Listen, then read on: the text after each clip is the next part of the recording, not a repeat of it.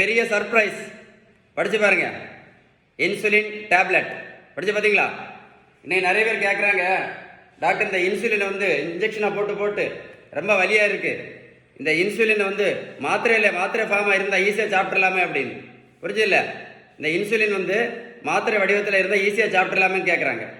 இன்னைக்கு வரைக்கும் இந்த இன்சுலினை மாத்திரை வடிவத்தில் கண்டுபிடிக்க முடியல.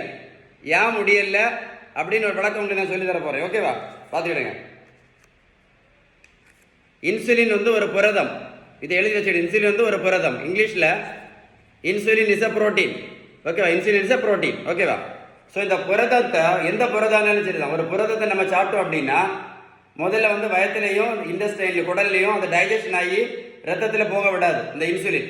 இந்த இன்சுலின் வந்து ஒரு புரதம்னால மற்ற எல்லா புரதத்தை டைஜஷன் ஆகிற ஜீரணிக்கிற மாதிரி இந்த இன்சுலின் என்ன பண்ணிடும், அது டைஜஷன் பண்ணி க்ளோஸ் பண்ணிடும், பிளட்டுக்கு போக விடாது. அதனால தான் இன்னைக்கு வரைக்கும் இந்த இன்சுலின் என்ன பண்ண முடியல, மாத்திரை வடிவத்தில் இன்னும் கண்டுபிடிக்க முடியல. ஆனால் இன்னும் நிறைய கம்பெனிஸ் வந்து இதை ஒரு கேப்சூல் ஃபார்மில் கொண்டு வரதுக்கு ட்ரை பண்ணிட்டு தான் இருக்கிறாங்க. ஆனால் அதை விடைக்கும் ஒரு குட் நியூஸ் இருக்குது. குட் நியூஸ் என்னன்னா, இந்த மாத்திரையும் நம்ம நிரந்தரமாக நிறுத்தலாம், இந்த இன்சுலினும் நிரந்தரமாக நிறுத்தலாம். ஒரு சின்ன வழி இருக்குது. என்ன தெரியுமா? அதுக்கு பேர் தான் பேலன்ஸ் டயட். நீங்கள் பேலன்ஸ்டு டயட்டை கரெக்டாக ஃபாலோ பண்ணீங்கன்னா இன்சுலின் மாத்திரை பற்றி நீங்கள் கவலைப்பட வேண்டாம், இன்சுலின் ஊசியை பற்றியும் கவலைப்பட வேண்டாம். அதுதான் பேலன்ஸ் டயட்டுடைய பவர். புரிஞ்சுதா இல்லையா?